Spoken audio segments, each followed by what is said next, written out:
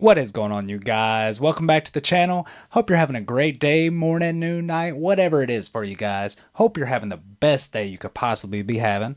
And if you're new here, glad to have you here, guys. Thank you for taking the time out of your day and coming to hang out with us. So guys, first and foremost, thank you for everybody that gave me some birthday love. Much appreciated. Great day for me, guys. Love you. So today, guys, we're going to be getting back into some Lootin' 09, and we're going to be watching the Imperium's 10 worst jobs.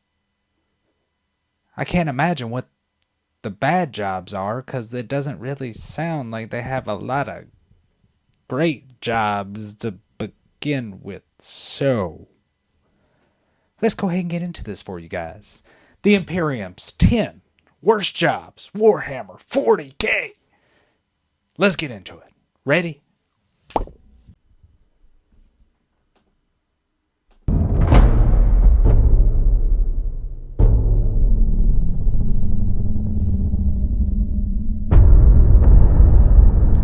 There is only war.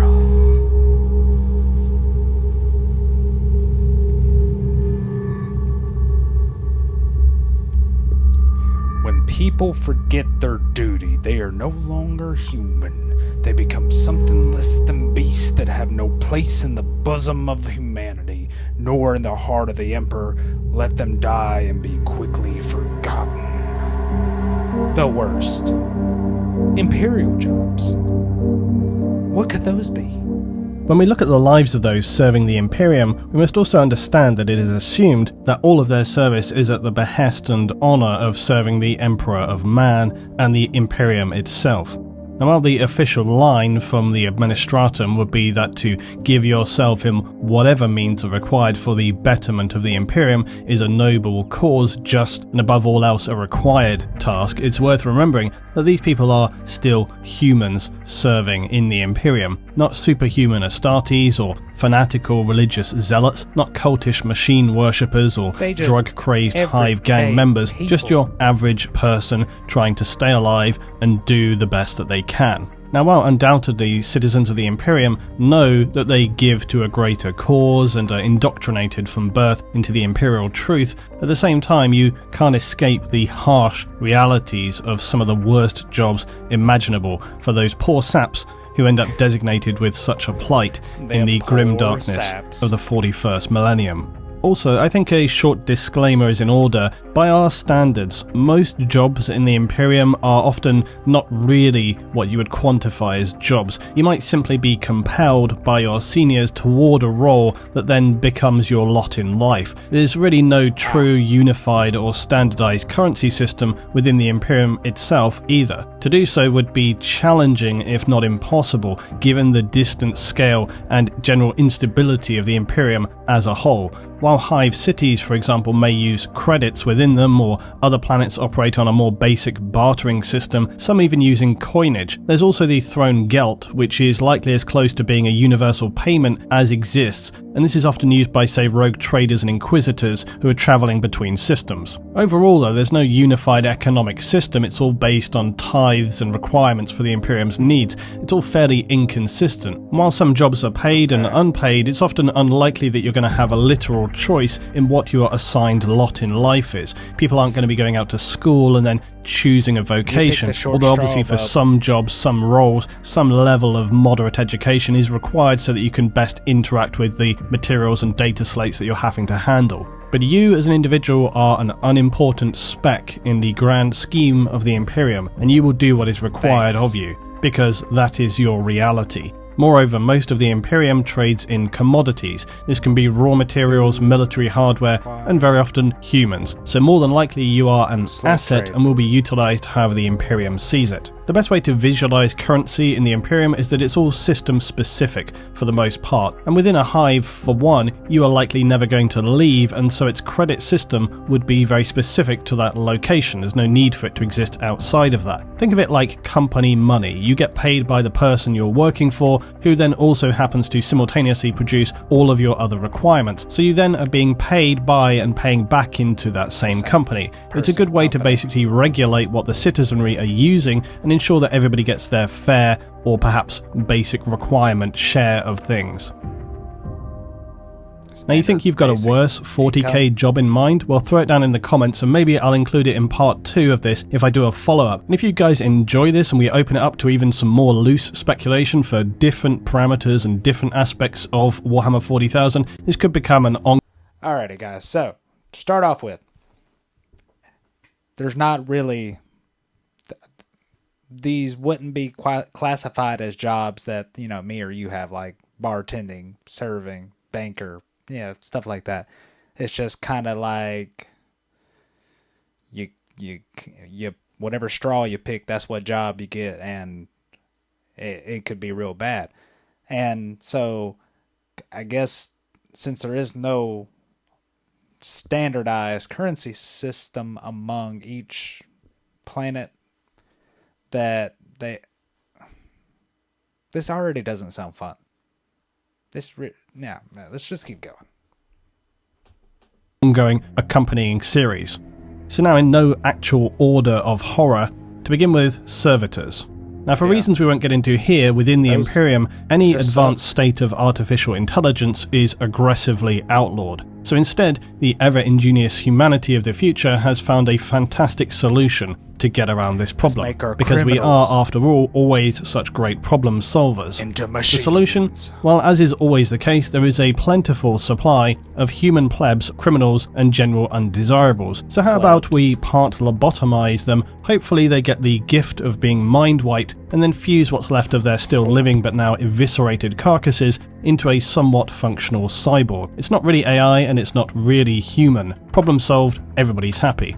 Except likely the unwilling participants of becoming a servitor. Servitors are a vital part of the Imperium, carrying out tasks too dangerous or too enduring for humans to want to take on the role. Although if no servitor were available and push comes to shove, you know that somebody's going to have to install that hyper-dangerous fuel system, and it's not going to be any officer types. While servitors are questionably necessary, they are a sad and incredibly depressing portrait of the dark future. And it's very questionable, given the fairly immoral state of humanity in the 41st millennium, just how well lobotomized these individuals are if they're not mind-wiped. Servitors, while carrying out their instructed functions if left to their own devices, have been seen to become confused and disorientated, sometimes found in a lost corner of a starship or missing in the maze of a hive city, babbling to themselves with a sea of incomprehensible speech, with perhaps some scant details of their former selves and former lives, perhaps trying to formulate some cognition or sense of who they were before. Worse still, we hear stories of people who undergo surgery appearing to be under anesthetic, but are in fact just paralysed and fully conscious. So it broaches the possibility that some or even many servitors are actually fully aware of the lives they are living, and with full awareness and memory of even their former lives, but who then simply lack the ability to speak or even control their own bodies, trapped in a silent, monotonous and potentially unending agony in the prisons they have been physically melded into. One of probably the most common and unpleasant tasks to partake in within the Imperium would be working in its vast factories. Now, planets with hive cities will usually be spattered with important resources, and their factories will then churn out any number of processed materials necessary for the functioning of their hive and or required by order of the Imperium off-world. The administrators and governors will not care how these orders are fulfilled, only that they are completed on time as required. This subsequently means the conditions for workers are just about as awful as you could imagine. Toxic, acrid air, long 20-hour shifts, token pay, and squalid, cramped living conditions. Still, for most people at this level of society, it's probably the best they could hope for. Upward mobility is not a thing, and the only other options being to slip into vagrancy and an underhive of horrors. Even then, this is a class of citizen who no one will blink an eye if somebody goes missing for whatever horrible reason, and still grinding day after day in a factory of hot, dangerous, and likely condemning you to a slow, agonizing death as your body is ravaged by fulfilling your work quota, coupled with the slow poisoning it receives every day, is hardly an appealing alternative, but it's the best that many can hope for. An Imperial Guardsman. Now, while a Guardsman is obviously an honourable and respected role for those in the Imperium, because frankly anybody forced to... Alright guys, so first we have the servitors. So, if you're a criminal, plebe, or just unlucky, they'll take you, lobotomize you, and you have the potential to not even be under anesthetic, but to just be paralyzed and unable to say or do anything. And then these industrial workers, it makes child labor sound pampered. Okay, somebody, once we get further into this, we're going to have to see what is the worst of the worst, because I think servitors are pretty up there, but the machinist jobs are kind of down here. We're gonna keep going, but Imperial Guard to face down a 40-foot high lumbering alien killing machine who will in all likelihood either cleave you in two, strip the skin from your body leaving you running around screaming like a skinned animal, or just bludgeon you to a pulp, or maybe bombard you with projectiles full of acidic boring maggots, deserves a reasonable level of respect, even if that service was in fact non-consensual. As with many military roles in the Imperium, guardsmen serve with a duality of horrific warfare experience coupled with unceasing immortal honour. Because of the extreme casualty rates, most guardsmen are equipped with simply a lasgun, because why give them more than that when they're not going to be around to use it? A lasgun being a weapon often referred to as a flashlight because of its extremely poor effectiveness against the severe threats faced by the Imperium. Other heavy weaponry for its soldiers are available as well as some devastatingly powerful tanks, ordnance and air support, but for your average man on the ground, bad luck, you get the lasgun. While Imperial propaganda will tell the glory of serving in the Imperium, the reality is fairly disconnected from this stirring and glorifying rhetoric. The phrase battle of attrition comes quickly to mind for many guardsmen who will not receive much if any personal body armour, unlike their superhuman Astartes saviours. Nope, you're going into battle with the shirt on your back, and as an individual, no one is going to be stopping to help you when you lose a limb or worse. And the word expendable will be very much on your commander's lips. Now, if it isn't bad enough that you're facing a nightmarish host of Xenos, your commissar will be standing right behind you, ready to kill you or your newfound friends on the slightest hint of your hesitation, or perhaps simply to just motivate those around you. Unless you have qualified for a specialist division or an elite force within the Guard, you're more than likely going to become Operation Human Shield. And if by some miracle you manage to survive the horrific conditions of battling alien horrors with little more than a gun that shoots light, having watched many around you die in the most unbearable of circumstances, and then still have your sanity intact, not to mention hopefully not having your body be completely broken, there's nothing to say that an orbiting Astartes or Inquisition may not simply decide that things are not going quite as well as they'd expected, and decide that in fact an orbital bombardment might best serve the fast resolution of the situation, and your service is appreciated, Guardsmen. If you feel like you're having a bad day and want to voice your concerns to those around you, this is not advisable. Commissars will be standing by to silence you for potentially damaging unit morale, but like so many aspects of the Imperium, the most hollow element is the fact that in serving your family, your planet, and your Imperium, you will not be remembered, and will be 100% left behind if the situation warrants it. You will not be receiving a flashy service, or your family informed of your demise. You are but one of millions upon millions of soldiers. While some planets are focused around specialist skills and military training, many more are unwitting or even unwillingly drafted. You will not receive special genetic engineering. You get your gun, your orders, and a direction to advance. Now get on with it, Guardsman, before your own officer shoots you for failure to follow it's like command. Walking the plank. Next, in direct contrast, is the dull monotony of bureaucracy. You are the grease and oil in the machine as an administrative scribe. While many lives in the Imperium are pain-ridden and lives of frustrating physical agony, there is an argument to be made that endless perpetual administration is equally unbearable. The role of an administrator or an administrative scribe is to perpetually carry out tasks that must seem simply entirely pointless in the grand scheme of things. Your daily tasks lost amid a vast ocean of information. Your whole being lost in reams and reams of paper trails, and even the purpose and intent of your tasks are potentially lost to meaning, or possibly even no longer required, having been long forgotten about.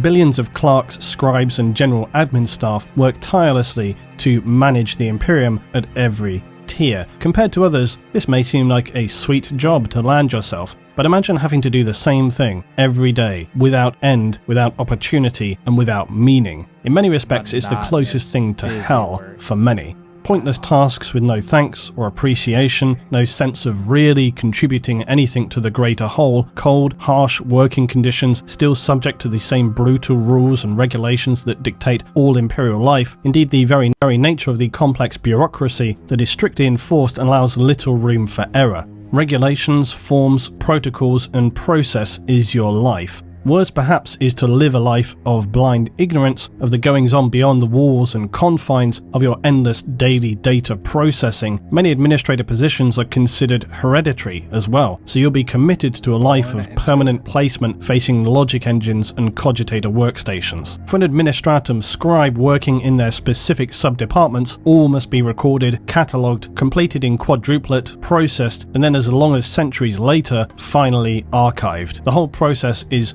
grindingly slow and dull beyond the strongest possible interpretation of the word. And as a final insult, you must fulfill your role accurately and efficiently for the entirety of your servitude. Failure to do so risks intervention by the Inquisition. Administrative departments who have failed to maintain an acceptable level of efficiency, or worse, make a catalogue of errors, may be subject to mass summary executions by Inquisitors for crimes against the Imperium. As a simple cog in a machine, you could also unknowingly participate in a scheme of upward conspiracy and corruption and be judged for this without even having been aware of doing so. A thankless, soul-destroying job where you'll likely never see anything beyond the incarcerated walls of your administrative vault sector.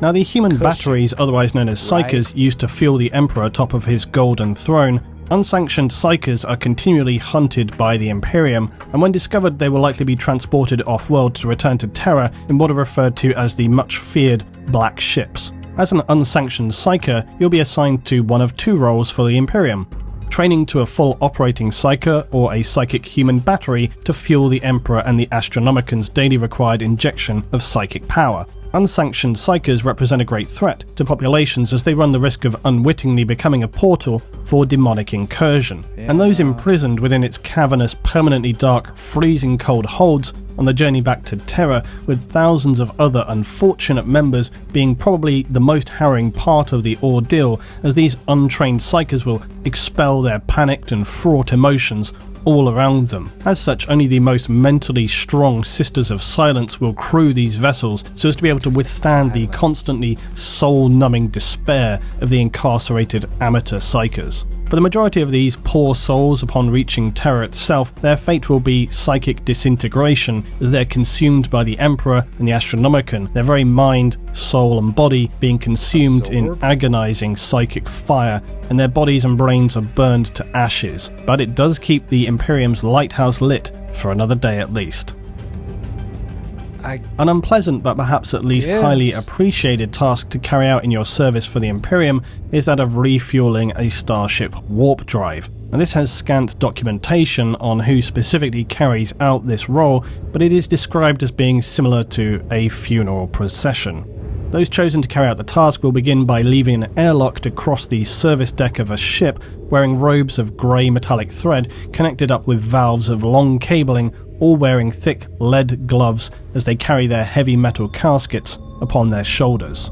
The service staff's eyes, nose and mouth will be similarly fitted with these connective valves, the unknown material they carry within these caskets evidently being extremely hazardous, for as these individuals cross to their objective, their flesh, skin will slowly cook and be burned away. This process being described by tech priests as the most perilous operation a vessel could undertake, barring actual combat. As the procession of staff would approach the warp drive central column, the casket carriers would become even further physically damaged and even start to disintegrate, but being driven perhaps by the chemicals and gases being infused into them as pain suppressors and some chemical concoctions to enable them to carry out such a task, they lumber forward. But the closer the carriers come to the drive itself, the more they begin to stagger and their metallic robes deteriorate. Their infused chemicals keeping them barely standing as their bodies begin to quite literally fall apart, chunks of flesh and matter falling from their person as they push on to deliver their fuel to the drive. the casket would be finally pushed into a socket of the drive column as some of the carrier's limbs would detach and strips of muscle and bone hang down from their gaping robes. Servitor-like machines would collect the remains of the carriers and scrape these into yet more caskets before tech priests offer prayers to the machine god.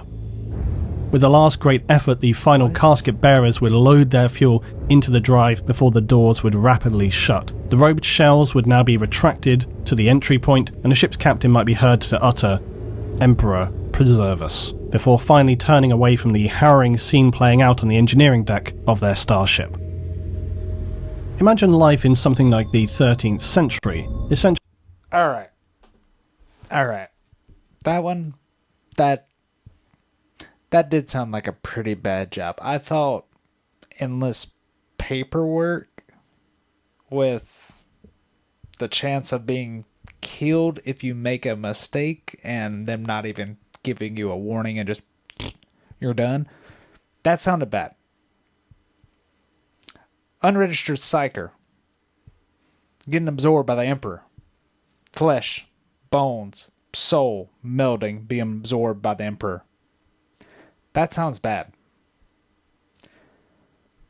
But who gets that job as the refueler?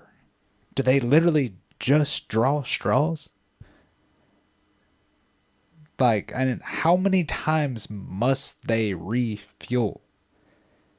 Is it every time? Is it once a century? Once a millennia? Because that sucks. That really does sound like Riddick when Riddick meets the other Furion and, you know, he's like, I'm not going back with you. But I've got my Furion pride, and the sunshine comes out and just melts him. That might take the cake so far. Let's keep going. Essentially the Middle Ages, where anything like 90% of the population spend all of their time every day working the land. This is life on a feudal world.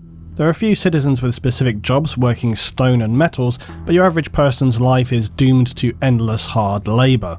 This physically destroying job is carried out from dawn to dusk, year-round, with the populace likely surviving on a meagre supply of its own productivity. A high mortality rate of disease and infection, industrial accidents with primitive machinery or domestic complications like no medicine to prevent women from dying in childbirth. This all in and of itself sounds hard enough of a life, but imagine, if you will, the job of a feudal gong farmer. Now what is this scintillating job? Well, it's collecting the mess of medieval latrines and cesspits, bringing it manually outside of a city or a town to be used as fertilizer for farming. You do get the privilege of searching through the waste if you choose to find any valuables, and by the way, you also have to work only during the night. And here's hoping you don't pass out from the fumes you're inhaling and potentially drown in the stuff you're having to rake out every night. And for those on a feudal world, to top it off, an Imperial administrator will be watching from an orbital platform, and that's about all the defenses your planet has. So let's hope no blood-crazed orcs, hungry tyrannids, or immoral demons come wandering by. If you thought working a feudal planet or in a factory for material processing in a hive was bad, don't be so ungrateful, citizen. You have a privileged life compared to those poor souls working in agri-processing. While this is going to vary from hive planet to planet, some of the worst of this is processing what's referred to as corpse starch and ration biscuits, both unpleasant in their own way. As populations for the massive ecologies known as hive cities become quite simply ridiculous, housing anything between 10 and 100 billion citizens, the need for sustenance is obviously difficult to provide for. And while you may be lucky enough to save up your credits and purchase a delicious chunk of rat meat, you're more than likely going to be enjoying some delicious ration bars or corpse starch. But how do workers produce such luxuries? Well, ration bars are best described as horribly greasy, generally unpopular, shockingly, and are biscuit bars to feed workers, serfs, and military forces. They're manufactured by harvesting bio-rich matter from ocean planets and worlds with seas, which then provides a protein-rich gruel. This, though, would be not enough to provide for the billions of citizens, so it must be instead fed to larvae of the Orochian bilefly. Now, when these larvae reach an optimal stage in their life cycle, when they're plump enough, the larvae are going to be pulped by workers and compressed down into the hard-to-stomach biscuit ration bars. The agri-workers doing this process will work in huge air-sealed pens that produce these plump fat larvae. If you're working in one of these places, then things are not going to be going well for you, and you're probably quite low down in your hive city as the stench and endless droning vibrations and material mechanical sounds of the bile flies is not one that many would choose to live with. Still though, it could be worse. You could be producing corpse starch, which is about as appealing as it sounds. This material is bland, filling, and relatively nutritious because it's basically reconstituted biomatter mixed with animals, plants, discarded organics, and of course rumoured to include human corpses as well. While this is undoubtedly frowned upon by various administrative departments of the Imperium, it's one of those things that a planetary governor is going to either sweep under the rug, play down, or full-on cover up.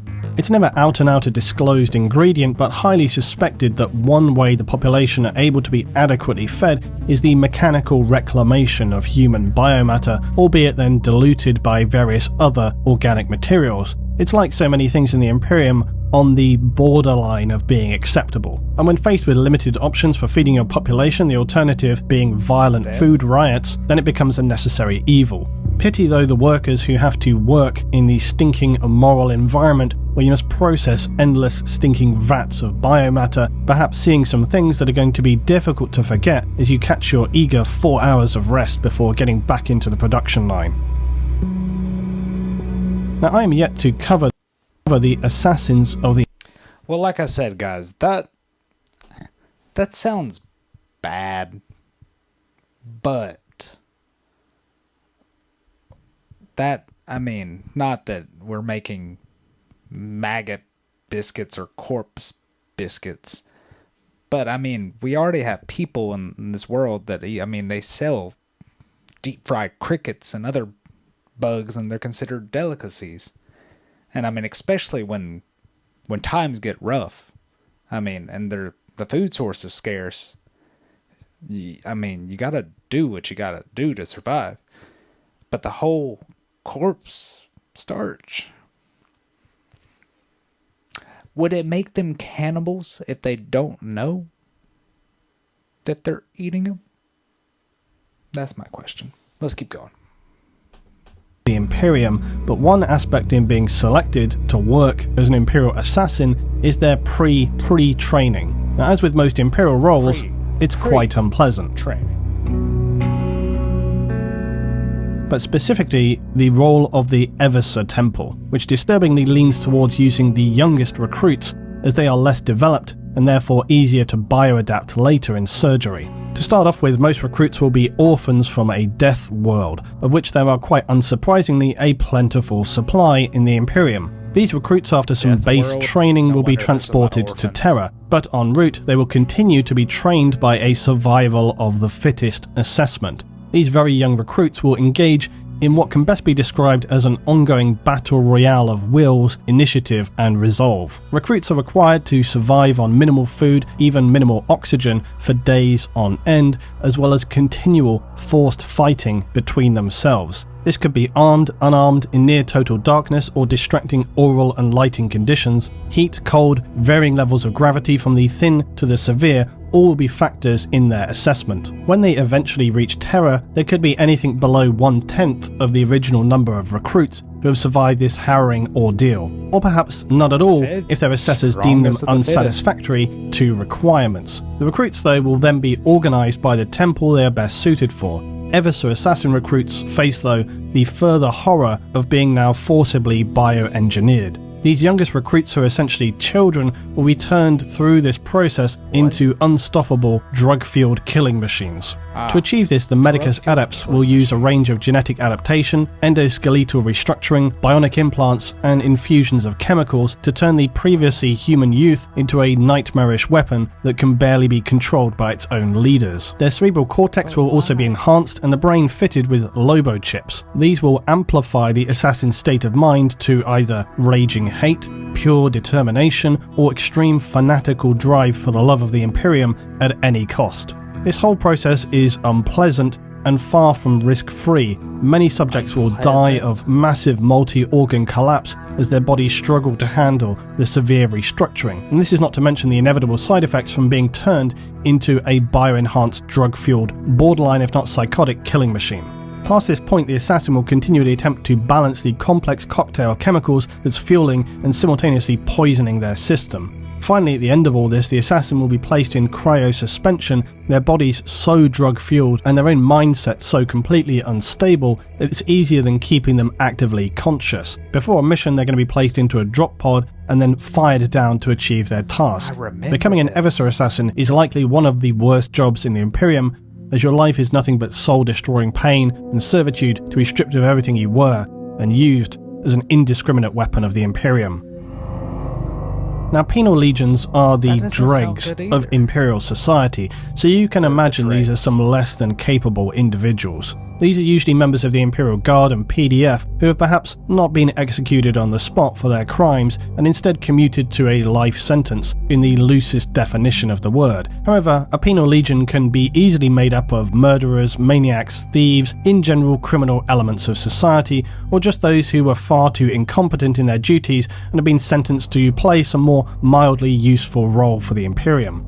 These legions, though, unfortunately, are basically the waste dump of human society and are forced to wear explosive slave collars that are more about turning the troops into human bombs than a disciplinary incentive. They march in a shambolic way towards their goal, or perhaps run if they're crazed, and then perhaps to just encourage those around them with whatever they're meant to be doing. Maybe a few of them will be blown up and detonated here and there. But is this the job we're talking about? Well, no. In fact, what we're actually sparing a thought toward are those tasked with maintaining control over these plebs. Penal Legion overseers essentially have the unfortunate task of herding a bunch of shambolic, potentially murderous and psychopathic cats. Some of the Penal Legion will relish their role and accept their death, running headlong into the enemy, but others may fall into mental ruin, just falling to the floor, crying, unable to move. Others may try to run away, or simply just lash out and kill those standing around them. As frustratingly soul-destroying as such a task is, those commanding a Penal Legion are usually well versed in dealing out punishment, cruelty, and incentives to their force, and will lay down brutal levels of discipline. Despite this professionalism, though, it's still likely one of the most frustrating roles to have to command in, with a force who are potentially just as happy killing each other and themselves as they are the enemy. So now to finish, I'm going to have to break your immersion. But the truest worst job that could exist in 40k is, well, whatever you can draw from your own imagination. Because this might seem like a cop-out, but it's actually the real bedrock of 40k. Because while it has embedded canon and non-canon lore, it's also a world whereby you, as a participant, are encouraged to use your own imagination. The civilian life of the Dark Future is very poorly documented, and really we only have scraps of information compared to the endless raging warfest that is ongoing between various factions. The civilian life of the Imperium is perhaps one of the most interesting aspects that exists in the 40k universe, and if Games Workshop will not expand upon it, maybe it's time we start doing so ourselves with some wild speculations and imaginings. The whole thing with 40k is that the Imperium itself is so fractured and spread across countless systems with vast distances in between, it's really hard to focus in on some of the details of different worlds. Now this has happened very, very slowly over time with little fragments of information, but some could be, for example, nightmarish gulags, while others could be verdant, lush garden worlds of pleasure. Others could be more Earth-like with all the complex goings-on of human life that this entails, or you could be living in a horrific hive city or toxic choking forge world. Or how about a planet that's being cut off from the Imperium due to a simple administrative error, forced to go its own way with the vague hope of one day being rediscovered if it's not destroyed by some other alien process in the meanwhilest. And this for me is one of the most enjoyable parts of Warhammer 40,000. You can use your own imagination to build a whole narrative given the existing lore and framework of the factions within it. Often the world of 40k draws on real world history, and it's something that I really love the idea of doing in creating whole descriptions of planets and locations that are non-canon and entirely fictional. Perhaps this is something I'll find time to do, perhaps it's something you guys would be interested in me doing. In the meanwhile, worst jobs canon or not, tell me down below what's the worst thing you can come up with. I'm probably going to regret asking that, but let's see. As always guys, thanks for watching and thank you for your support. I'll see you in the next one. Well guys, that was Loot No Nines, the Imperium's. 10 worst jobs. Each man executed is a man who can no longer serve, and to fail in service to the Emperor is the greatest of sins. Leaving Russ, Prime Army Space Wolves.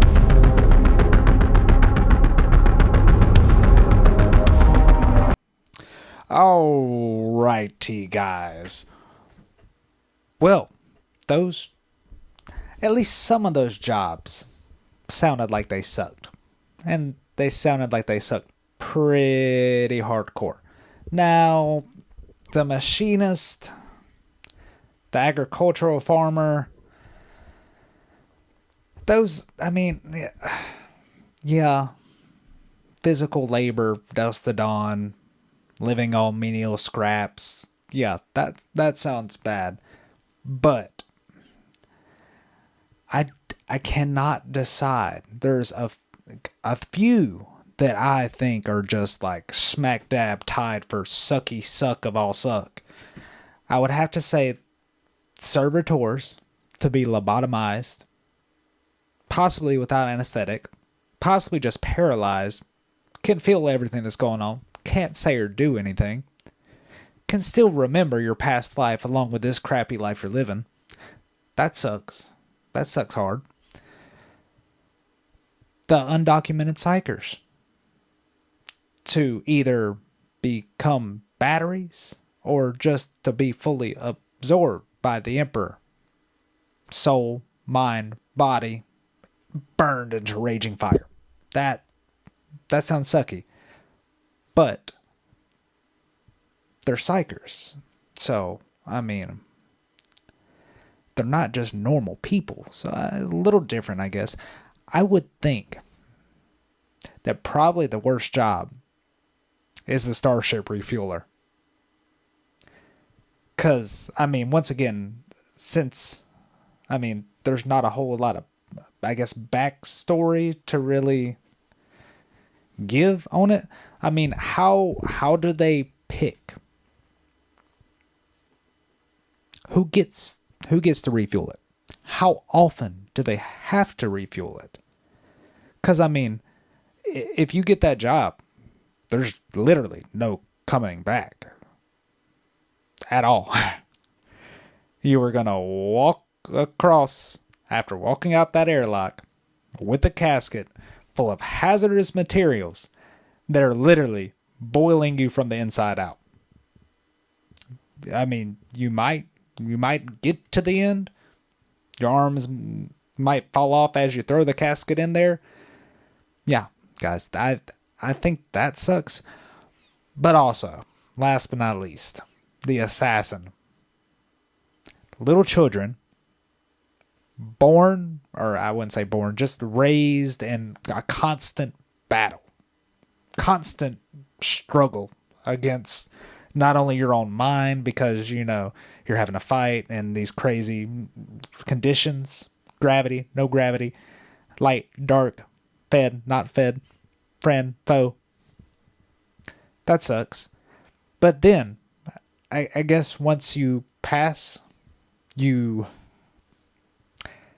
get bioengineered into something that does not even really resemble a human. It looks like a dang ghoul. And then you're pumped full of drugs. So you're constantly either in a manic, psychotic rage, going crazy, pure devotion to the Emperor. And then they'll put you in a coma, put you in a dropship, send you on your merry way. And then sucks to suck whoever gets to meet you next. So I think that's going to be a hard tie. Starship refueler or the assassin. What do you guys think? Is there any, with the other jobs, that I just missed something? Could those just possibly be worse? Also, the whole paperwork filing for eternity and it's like endless busy work that just gets old, monotonous. So, guys, that's going to be the end of the video for tonight. Go ahead and let me know what you thought down in the comments, what the worst job to you was, if it was the farmer, the worker, Starship refueler. servitor, whatever it was. Let me know down in the comments. And before you head out, guys, go ahead and hit that like and subscribe button, because that would help me out tremendously, guys. You know, we're almost at 1,000. Let's just get there, guys. We're almost there. I think we got like 60 more subs and we'll be there. Love you greatly for doing that for me, guys. But with that being said, this gonna be the end of the video. Love, peace, happiness to you guys. Hope you have a great rest of your day. And always, be easy.